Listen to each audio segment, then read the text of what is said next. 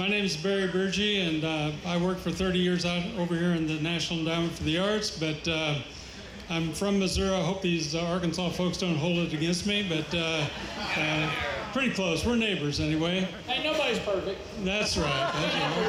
Oh boy, it started already. The northern Ozarks were known for lots of great string bands, some of which were recorded in the 1920s. Went over to Memphis and recorded Pope's Arkansas Mountaineers and the Morrison Twin Brothers String Band. It was just a great group of folks who were playing really old-timey sounding music for dances. They were ragged but right, in many ways, but it was wonderful music. What you don't hear much nowadays is a combination of the harmonica and fiddle, which is a sort of unique sound that was common at one time, but not much anymore. And these folks carry that on. They're right. They're not ragged, but they're right. And a little bit towards the end of the week, I tell you what.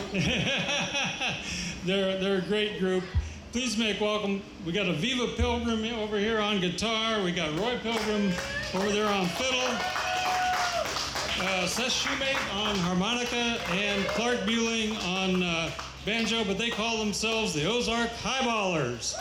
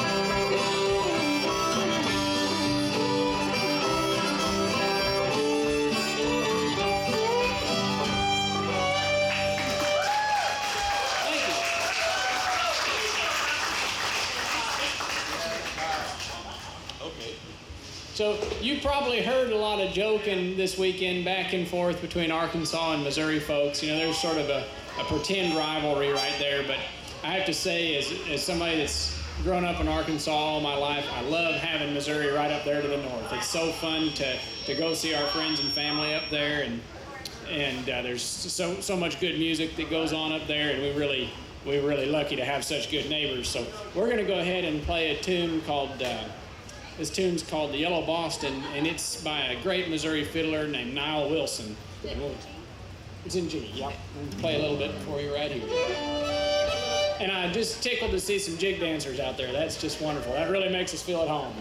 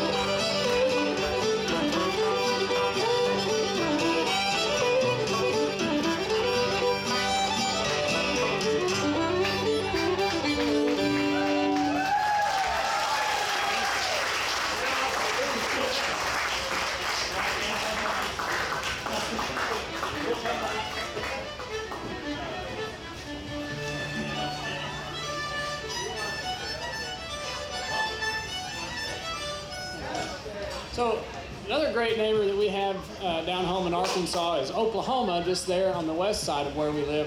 The county we live in that I grew up in, Washington County, is the western side of our county is butted right up to Oklahoma there. And there's a lot of really good fiddling that goes on over there and has gone on over there. There's one fiddler in particular that I really like, maybe one of my all-time favorite of the old fiddlers. He's been long passed away now, but his name was Uncle Dick Hutchison, and he was a cowboy back in the early days there. He was worked on big ranches around Osage County and also around Adair County, but when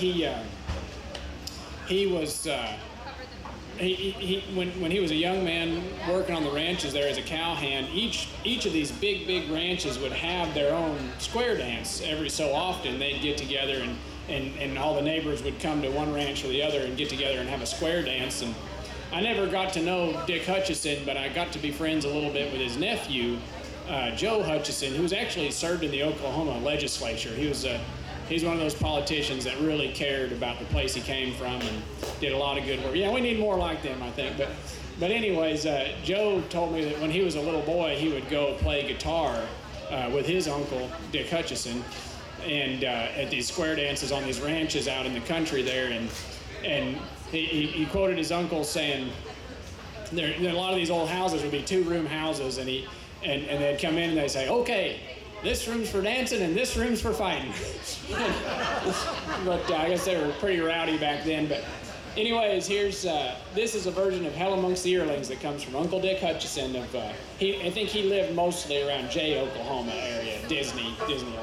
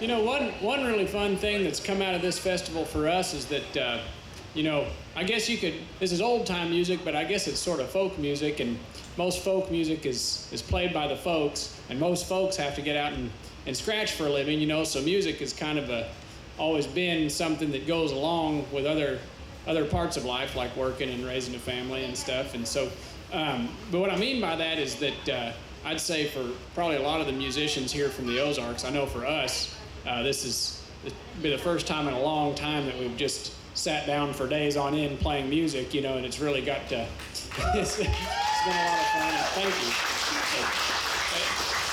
As a result of that, we've gotten to dig further back in our repertoires, than we have in a long time, and try to dig up tunes that we'd forgot about or hadn't played in a long time. So that's been a lot of fun, but also bear with us because some of it's a little, a little unpolished because of that. But all right, well, don't listen too close then. So I want to play a tune. Hey, you got one in mind you want to play? Or? You got one? I was thinking, what if we do that Mason March? Oh yeah, I like that. This tune's called the Mason March, and I think that it appeared in different places, probably across kind of the upland South. It's not a real common tune, but this version of this tune comes from an Arkansas fiddler named Os Shoals, and I think he lived around Izard County somewhere in north central Arkansas. And somebody said one time he looked like a suit of clothes with a clothes hanger in there. He was one of those lean old guys that, But anyways, he was a really old time fiddler, and this is a type of tune that you don't hear a lot. Kind of over the progression of fiddle music, a lot of it has been condensed down into breakdowns. So, like that last tune we played, that's a breakdown. That's a square dance tune. That's for square dancing, and that'll pretty well dominate the field of fiddle music these days. And it's probably the biggest part of it. But if you go back 100 years or so or more, there was a lot of different kinds of fiddle tunes that had different kinds of dances that go with them. And this type of tune is a march. And I don't know what kind of dance, if any, they did to it, but it's a little bit slower of a tune, a little less of a driving hoedown type of tune. But not anyway, a dirge, but a march. Not a dirge. Yeah, we don't go that far down, but we'll do a march for you. This is called Mason's March.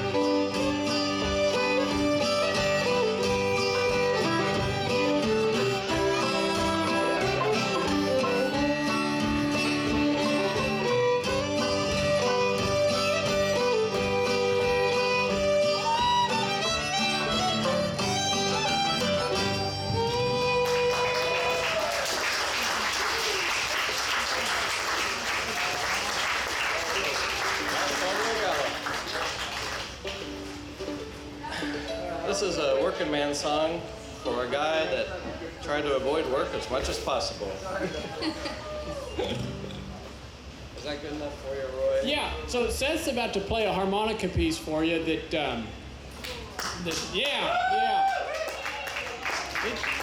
we're really, really lucky to have Seth as the core member of this band. You know, he's one of the very few that plays old-time harmonica in the sense of really being able to really get in and play a percussive melody along with a fiddle tune, and so we're just really lucky to get to play with Seth. And so this one he's going to do is a harmonica piece, and it's called the what's it called? Gastonia Gallop. Yeah, the Gastonia Gallop. And Gastonia is a town in North Carolina that was really kind of a hub during the textile mill boom. You know, that was what really industrialized the coastal South and the deep South was the textile mill industry, and it's a really, really big, you know, chapter in the economic development of the South. And there's a whole type of music that kind of rose out of that time period, you know, where country people or mountain people were moving to town.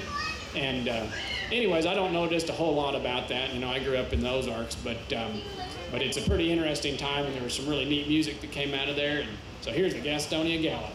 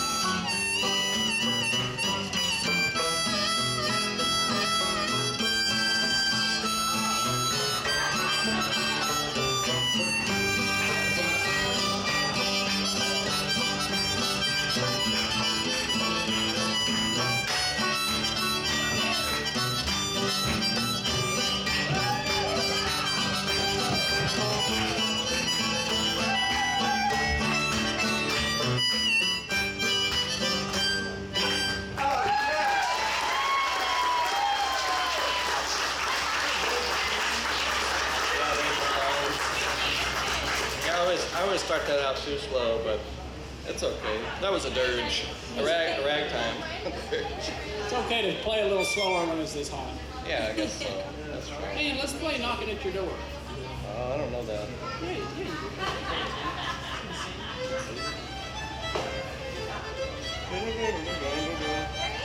Yeah, I could do it, I guess. Yeah. No, it's fine. Let's do it. This is a fiddle tune I really like a lot. This came from a fiddler around Eminence, Missouri. What was his name? Gene Goforth. Gene Goforth, thanks. I really like his fiddling a lot. Gene Goforth. He came from a fiddling family. He was kind of known for being just kind of a tough character, kind of a rough guy, nice guy, but just, you know, didn't suffer fools. But he, I heard a story one time. There's a big fiddlers gathering at Harrison, Arkansas that's been going a long time, and he came down there to go to that fiddlers convention, and somebody stopped him in the hallway and said, you know, had some long convoluted way in which he thought they were related, you know, some kind of distant cousin or something. And he went through the whole family tree and how he thought this was the case. And Gene just kind of stood there and listened to him. And at the end of it, he said, well, do you drink liquor? And the guy said, no. He said, well, do you gamble? And he said, no. He said, you like to play fiddle at dances all night and fight and stuff like that? And the guy said, no. He said, no, we can't be related. But, yeah, he was from Shannon County, Missouri, which is a place that's, gosh, it's just a really, really magical magical place. That's if you look back behind you, that guy at the gig making tent right there, that's where they're from, Shannon County, Missouri. It's in sort of the southeast part of the state, and there's the biggest, most beautiful, deepest springs you've ever seen, the coldest, cleanest water, and it's just there's a herd of wild horses that roams the county. It's a pretty interesting place. But anyways, here we go. This one's called Knocking at Your Door.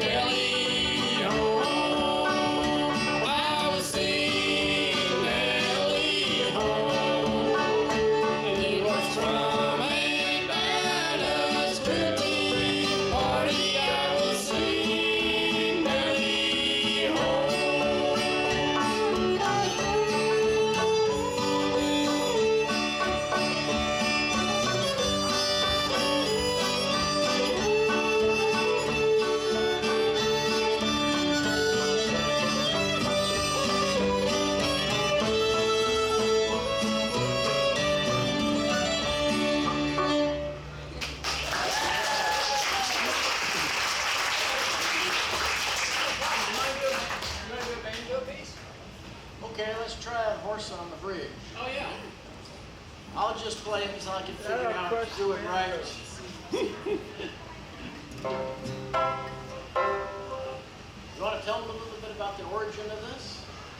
Yeah, so that was Jim Means that played that? Yeah, it was Jim Means. Okay, so Jim Means, so Fayetteville's kind of somewhat central in Washington County. It's the county seat. It's a big town, big city where the University of Arkansas is. But out, whoopee, that's right. Yeah. Oh yeah, we'll hear about that. Yeah, but pretty much anywhere you go from there, you're in Arkansas again in a hurry. But on the east side of the county is Madison County, and that's a really, really rural area with really low, low populated area. So kind of the further east you go from Fayetteville, the more rural it becomes and stuff. And so on the very east side of Fayetteville, on the Madison County line, there's a couple little communities over there, Goshen, Mayfield, Hinesville. And in that neighborhood, there was a kind of a strong concentration of musical families that all played together and had kind of a common banjo style, which was really neat. It was a 3-finger banjo style, and there was some frailing and some 2-finger probably, but predominantly like a 3-finger banjo style. And there were several families that all played in that style. And one guy that was known for that was a guy named Jim Means. And this is a really neat tune that he played called Horses on the Bridge. And luckily, Clarke got to know some of those musicians back, because they're all gone now, but Clarke got to spend some time with them back there in the 80s or so, somewhere around there. So anyways, Clarke's going to play Horses on the Bridge. So despite his name, he was a really nice guy. Yeah, Jim Means was a nice guy. So. Okay, so I'm going to do Horses on the Bridge.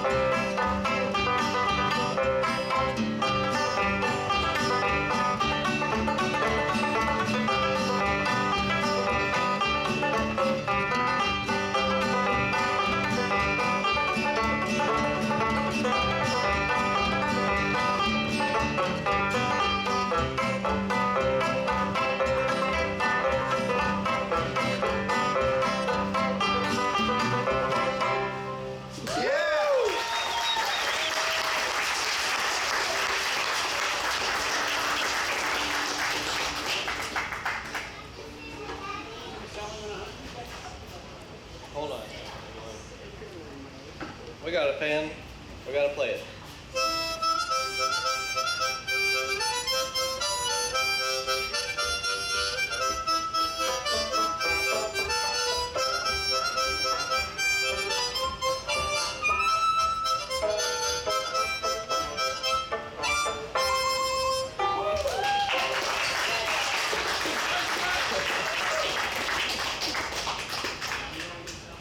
Yeah, sure.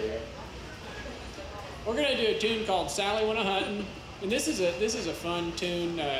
We really like to play it a lot. It's a 3-part fiddle tune. Most fiddle parts are just 2 parts, and this one's got 3 in it.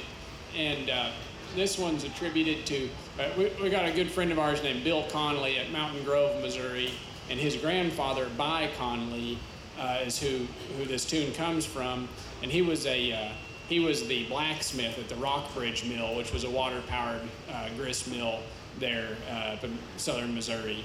And so it's kind of neat. It's been passed down. I think it has been recorded a couple times at this point, but it's pretty strong, I'd say, still in the tradition around there. So. Okay, here we go. Sally went a-hunting.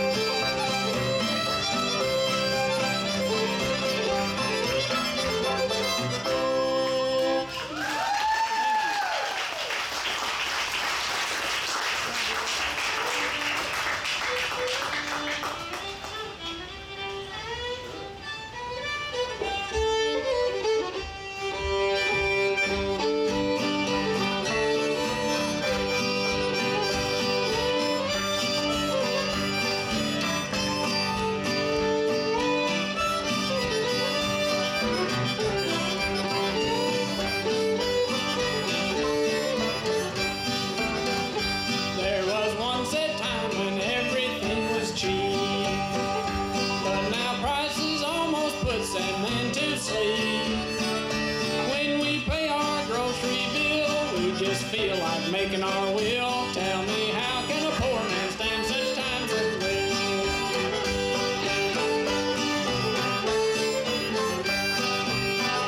Oh, I used to trade with a man by the name of Gray. Flour was 50 cents for 24-pound bag.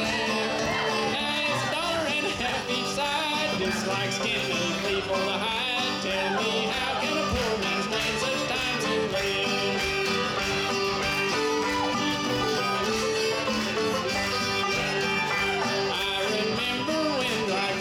Cheap as dirt.